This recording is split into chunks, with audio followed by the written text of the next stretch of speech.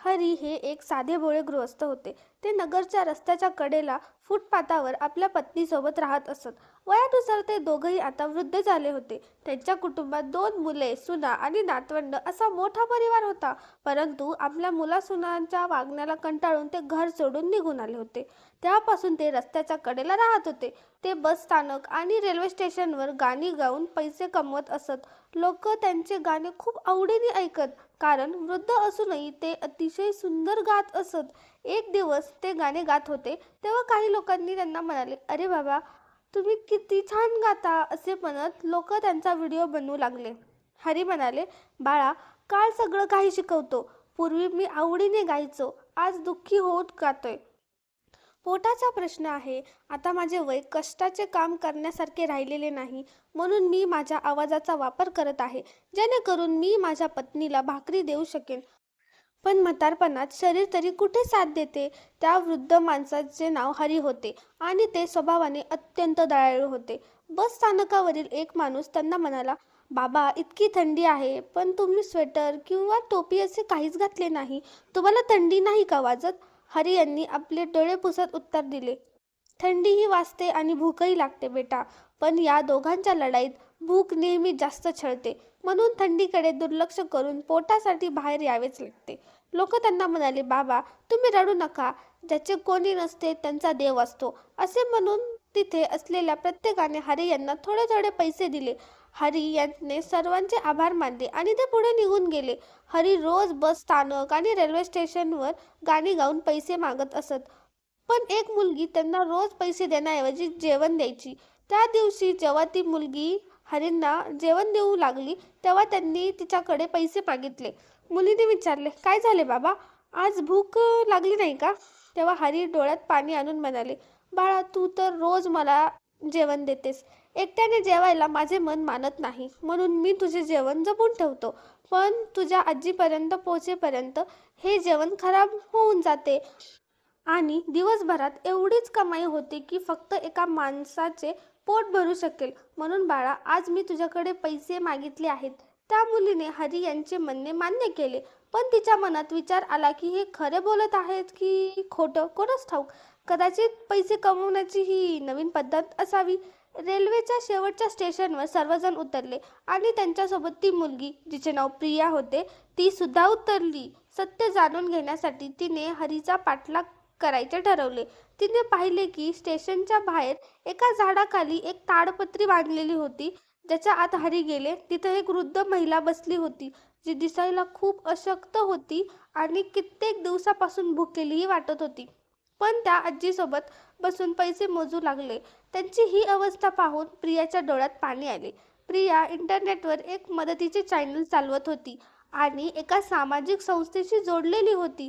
तिने लगेच आपल्या संस्थेच्या लोकांना फोन केला आणि त्या वृद्धासाठी उबदार कपडे मागवले, कारण इतक्या थंडीत ते दोघेही फक्त एका पातळ चादरीच्या आधाराने बसले होते.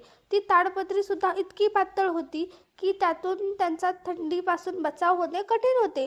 थोड्याच वेळात प्रियाच्या संस्थेचे लोक नवीन कपडे आणि खाण्याचे सामान घेऊन तिथे पोहोचले.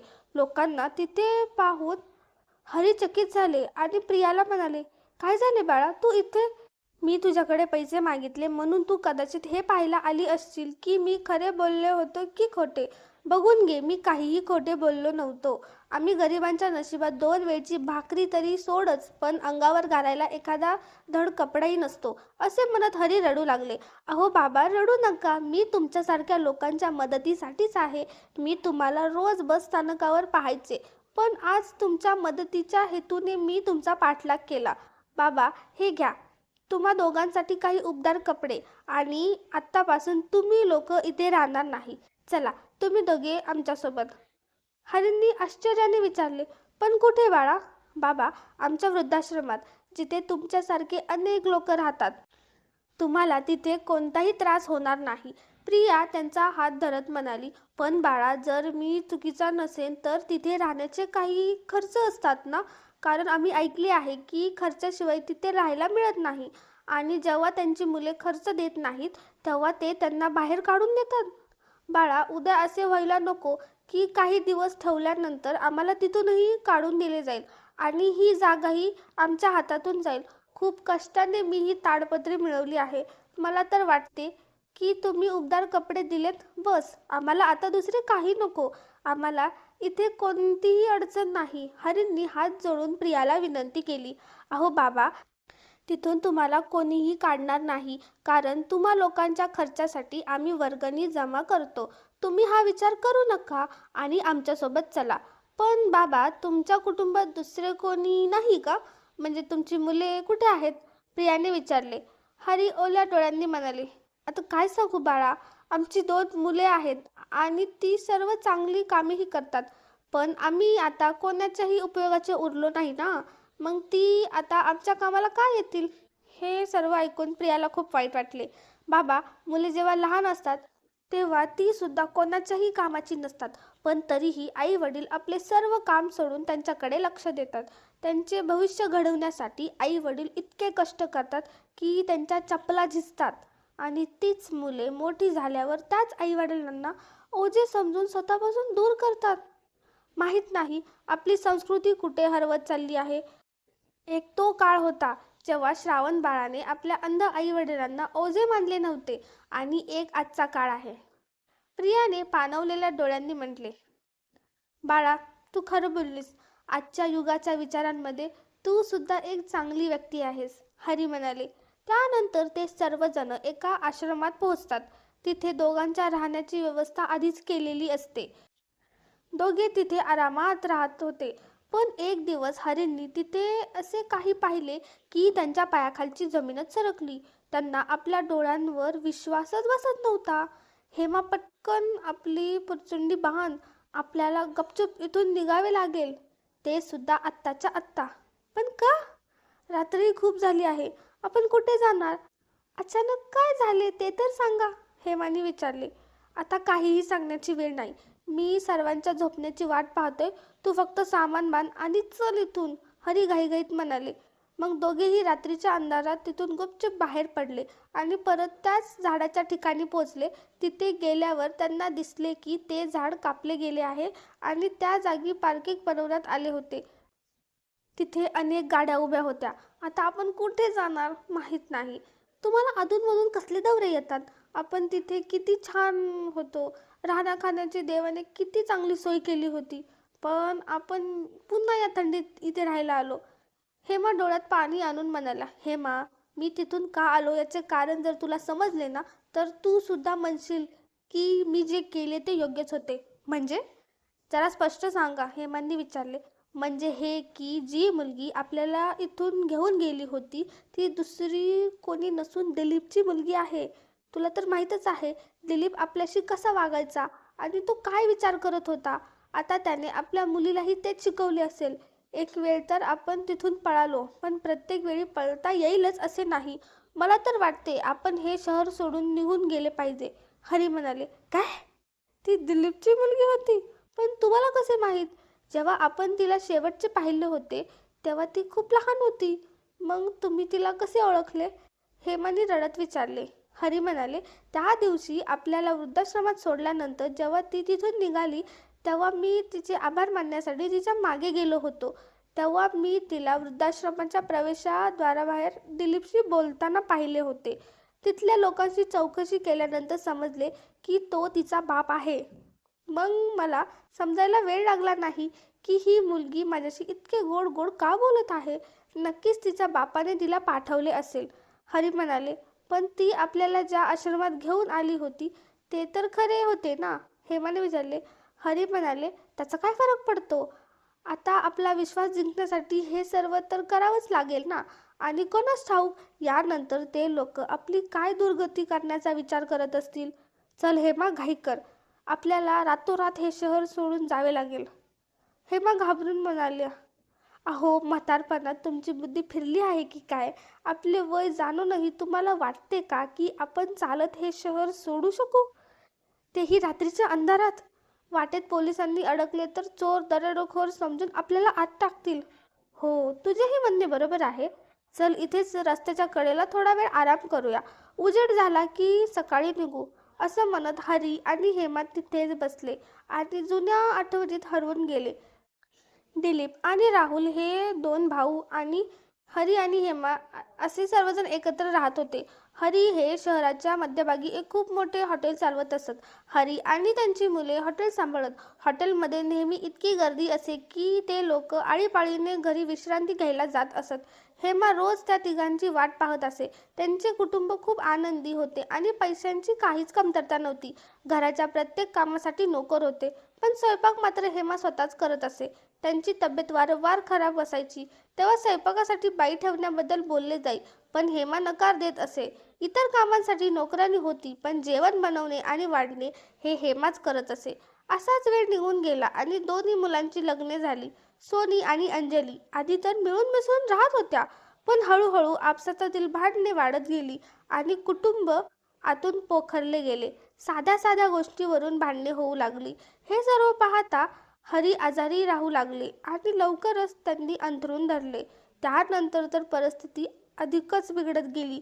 दोन्ही भावांनी पैसे चोरायला सुरुवात केली, ज्यामुळे हॉटेलमध्ये मोठा तोटा झाला आणि शेवटी हॉटेल बंद करावे लागले. आता हरी यांनी सर्वांना वेगळे राहण्यास सांगितले.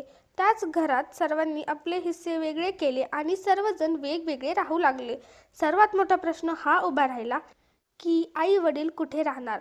दोघांनी आई वडिलांच्या राहण्याची सोय तर केली, पण त्यांची जबाबदारी घेण्यास दोघेही टाळाटाळ करू लागले. सर्वजण एकमेकांवर आई वडिलांना लादू लागले होते.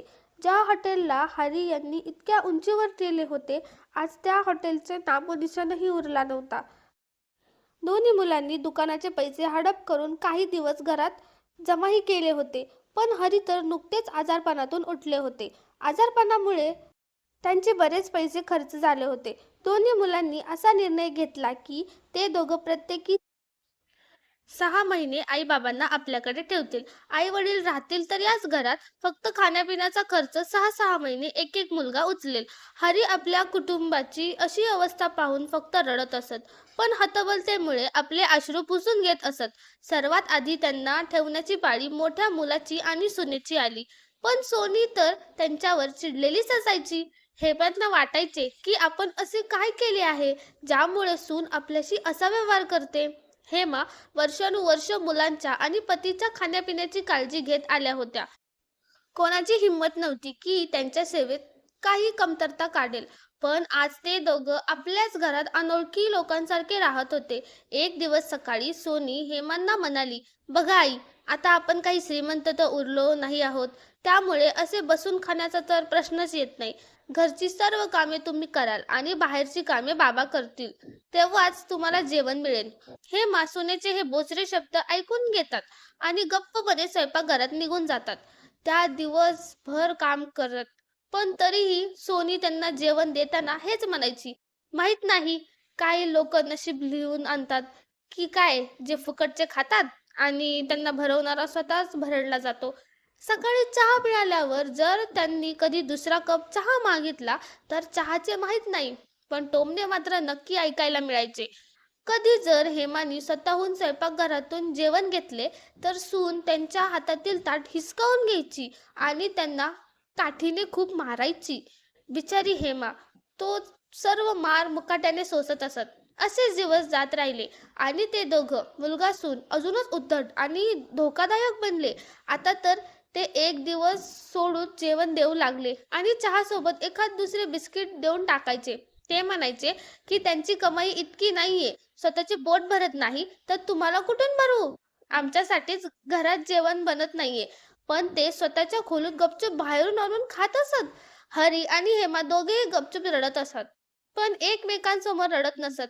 त्यानंतर पाळी आली राहुल आणि अंजलीची. आता हरी आणि हेमा त्यांच्याकडून मोठ्या अपेक्षा लावून बसले होते, पण राहुलची विचारसरणी वेगळीच होती. त्याने आपल्या आई वडिलांना मोफत खाऊ घालण्याऐवजी त्यांचा वापर करून पैसे कमवायचे ठरवले होते. त्यांनी हरींना म्हटले, बाबा, तुम्हाला तर माहीतच आहे की आपले हॉटेल बंद झाले आहे आणि अशा परिस्थितीत मला पुन्हा हॉटेल उभे करायचे आहे. राहुल म्हणाला, बाबा, तुम्ही जर मला साथ दिली तर आपण पुन्हा सर्व उभे करू. दादाने तुम्हा दोघांना खूप त्रास दिला आहे. म्हणून माझी इच्छा आहे की तुम्ही पुन्हा त्यांच्याकडे जाऊ नये. तुम्ही नेहमी स्वाभिमानाने जगला आहात आणि पुढेही तसेच जगाल. म्हणून मी एका रेस्टॉरंटमध्ये तुमच्यासाठी बोललो आहे. तुम्हाला तिथे फक्त बसून हिशोब पाहायचा आहे.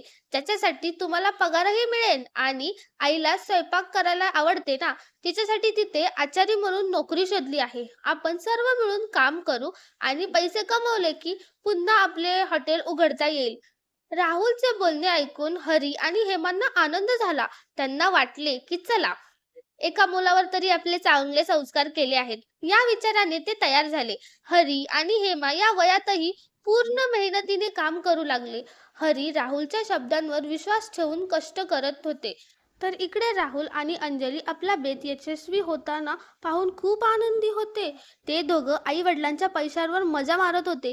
राहुल कामावर जातो असे सांगून सकाळी घरातून बाहेर पडायचा, पण दिवसभर मित्रांसोबत जुगार खेळून संध्याकाळी घरी परतत असे.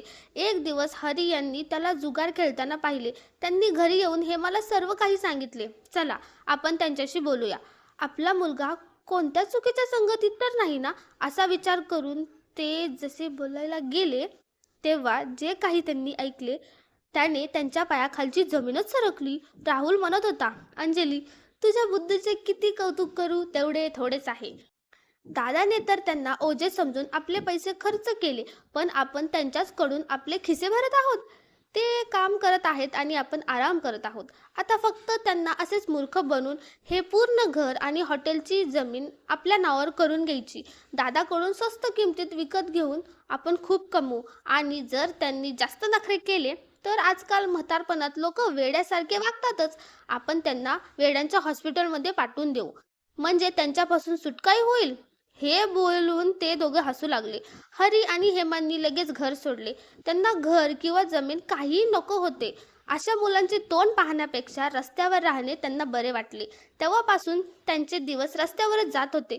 त्यांना भीती वाटत होती की ही मुलं आपल्याला कधी मारूनही टाकतील. ते दोघं रात्रभर रडत राहिले आणि तिथेच झोपले. सकाळी जेव्हा त्यांचे डोळे उघडले तेव्हा समोर प्रियाला उभे पाहून त्यांना धक्काच बसला. प्रिया म्हणाली, काय झाले आजोबा, असेच निघून आलात? तुम्हाला वाटले का की ही दिलीपची मुलगी आहे, तर ही सुद्धा वाईटच असेल?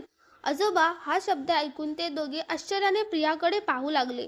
प्रियाने त्यांना मिठी मारली आणि रडत म्हणाली, आजोबा, मला सुरुवातीपासूनच माहीत होते की तुम्ही माझे आजोबा आहात, कारण मी घरी तुमचे फोटो पाहिले होते. मी तुमच्याशी अनोळखी बनून यासाठी वागले कारण मला माहिती होते की माझे वडील कोण आहेत हे समजल्यावर तुम्ही असेच वागला असता.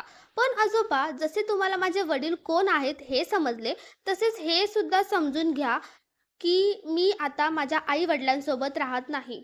तुमचे हाल मी सुद्धा पाहिले होते, पण तेव्हा मी लहान होते म्हणून मला गप्प केले जायचे. पण आज मी स्वतःच्या पायावर उभी आहे आणि मी तुम्हा दोघांना शोधून काढले आहे.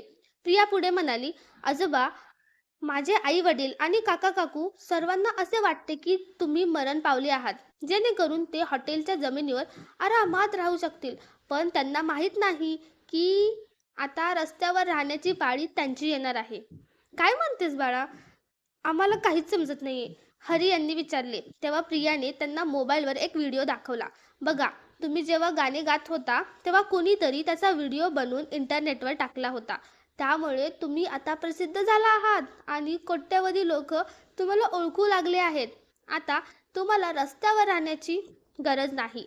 प्रिया त्यांना एका मोठ्या कार्यक्रमात घेऊन गेली, जिथे हरी यांना गायक म्हणून बोलवले होते.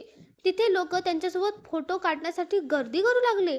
या वयातील त्यांचा आवाज ऐकून सर्वजण थक्क झाले. हळूहळू ते इतके प्रसिद्ध झाले की त्यांच्याकडे स्वतःचे घर, गाडी, नोकर, चाकर सर्व काही आले. एक दिवस हेमा प्रियाला म्हणाल्या, धन्यवाद बाळा, आमच्या आयुष्यात येऊन आम्हाला या लायक बनवल्याबद्दल. हरी म्हणाले, पण बाळा, त्या दिवशी मी तुला दिलीप सोबत पाहिले होते. मग तू कशी म्हणतेस की तू त्यांच्यासोबत राहत नाहीस? प्रिया म्हणाली, आजोबा, मी घर सोडल्यापासून ते मला परत घरी नेण्यासाठी येत असतात. पण आता आपल्याला त्या राक्षसांना धडा शिकवायचा आहे.